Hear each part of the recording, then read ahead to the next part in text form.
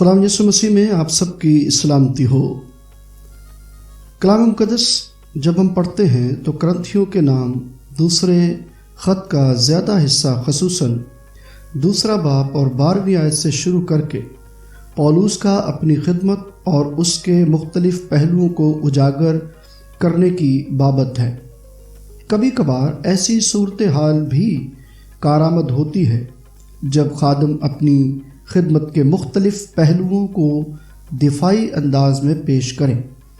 ایسا کرتے ہوئے وہ بہت سی شخصی اور گہری باتیں جن کا تعلق ان کے ایمان، عمل اور گواہی اور یقین کے ساتھ ہوتا ہے واضح کرتے ہیں۔ پولس کے خطوط الہامی ہیں، لہذا اس کی شخصی گواہی بھی اس زمرے میں آتی ہے۔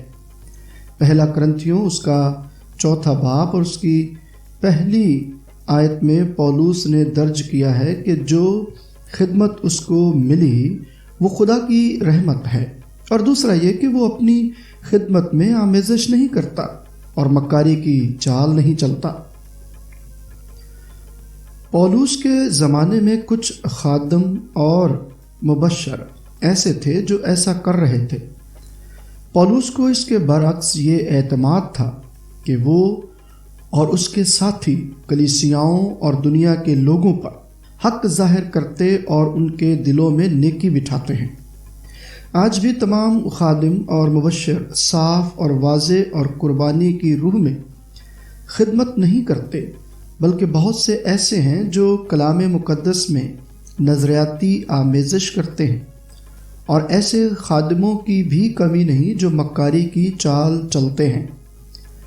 پولس رسول نے پہلے کرنتھیوں کے پہلے باب میں کلیسیا میں جدائیاں پیدا کرنے والے لوگوں کی نشاندہی کی تھی۔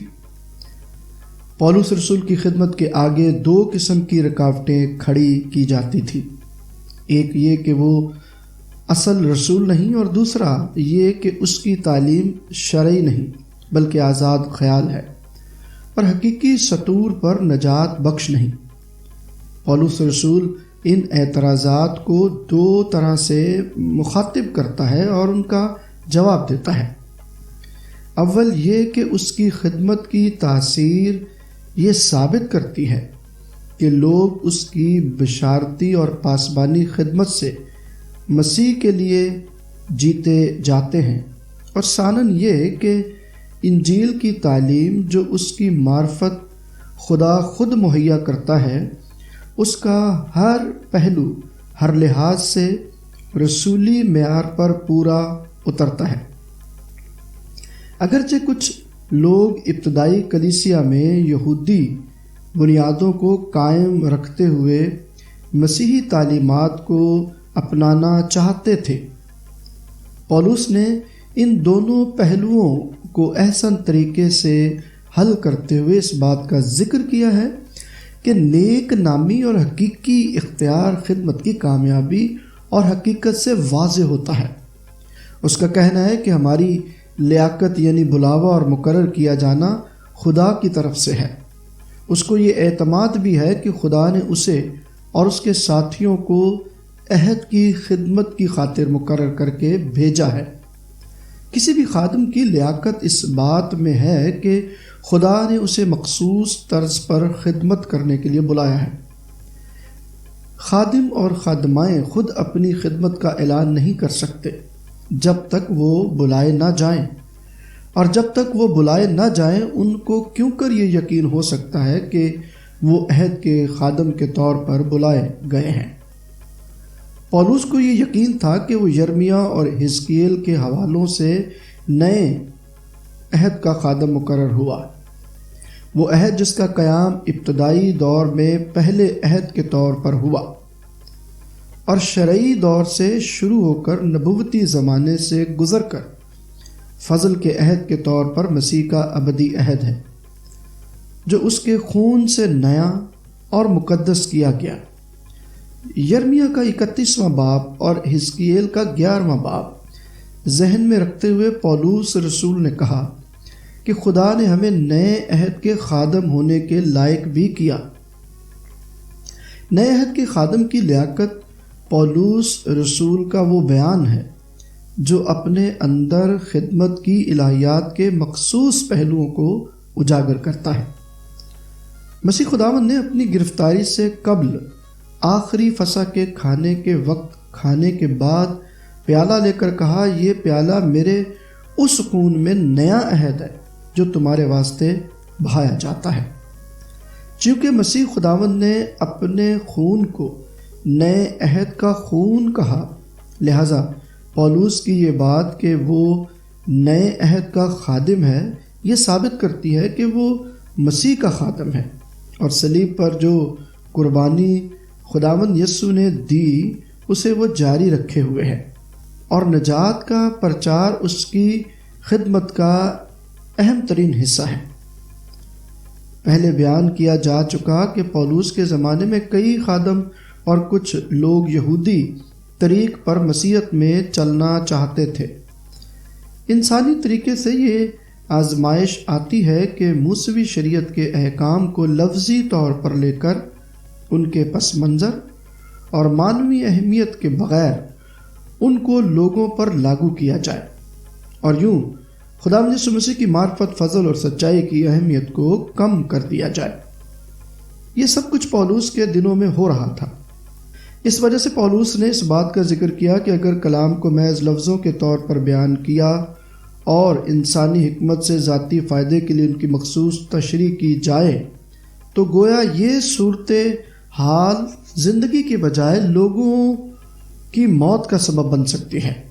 یہ کہہ کر پولوس نے کلام کی تاریخی اور شرعی حیثیت کا انکار نہیں کیا، بلکہ یہ موازناتی طور پر بیان کیا کہ پتھر پر لکھے گئے احکام کا منبع خدا ہے، لہذا اس کی مرضی اور فضل اور اس کے روح کی ہدایت سے کلام کی خدمت اور اس سے متعلقہ امور کو طے کیا جائے۔ جہاں تک روح کے زندہ کرنے کا تعلق ہے تو اس سے بھی پولوس کی یہ ہرگز مراد نہیں ہے کہ کلام کی تشریح محض معنوی اور روحانی اور پوشیدہ طریقوں سے کی جائے، بلکہ اس کا مطلب اور مدعا یہ ہے کہ موسیٰ اور اس سے متعلق تاریخی باتوں کو تاریخی اور الہامی تاریخ کے حوالے سے دیکھا جائے کہ خدا کے جلال کی صورت کا آغاز نقطہ موسیٰ ہے اور اس جلال کی مکمل اور پوری تصویر مسیح ہے۔ لہذا روح یعنی خدا کی مرضی اور موجودگی باتوں کو کلی طور پر واضح کرتی ہے۔ اگرچہ پولوس رسول نے یہ آیت اور اس سے متعلقہ باتوں اور تشریح کو اپنی خدمت کے اختیار کو واضح کرنے کے لیے لکھا، لیکن کلام کے اختیار کی وسعت بابرکت ہے۔ اس کا کہنا ہے، اور خداوند روح ہے، اور جہاں کہیں خداوند کا روح ہے وہاں آزادی ہے۔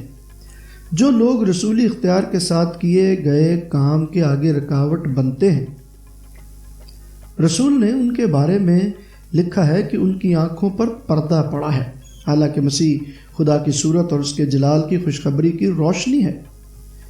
وہ خادم اور خادمائیں جو خدا کی طرف سے بلائے جاتے ہیں ان کو یہ فضل حاصل ہوتا ہے کہ کلام کو اس کی حقیقی روح میں پیش کریں۔ ان کی خدمت سے کلیسیائیں مضبوط ہوتی ہیں۔ یہ دونوں باتیں ان کی خدمت کو مؤثر کرتی ہیں اور ان کی خدمت قابل قبول ہوتی ہے۔ پولوس کو یہ اعتماد حاصل تھا، اگر ہماری خدمت کی تاثیر ثابت نہیں ہوتی، اگر ہماری مرادی حقیقی روح اور سچائی سے نہیں کی جاتی تو پھر اس بات کی گنجائش موجود ہے کہ ہم اپنے بلاوے پر غور کریں۔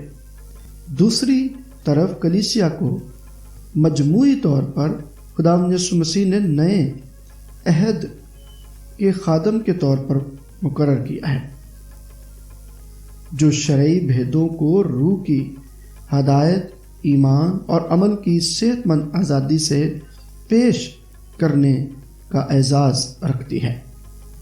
اس اعزاز کو قائم رکھنے کے لیے اپنا کردار ادا کریں اور کلام کی خدمت میں کسی مقام پر ہمت نہ ہاریں۔ خداوند کی برکت آپ پر ہو۔ خداوند آپ سب کو برکت بخشے اور اپنے جلال کے لیے استعمال کرے۔ آمین۔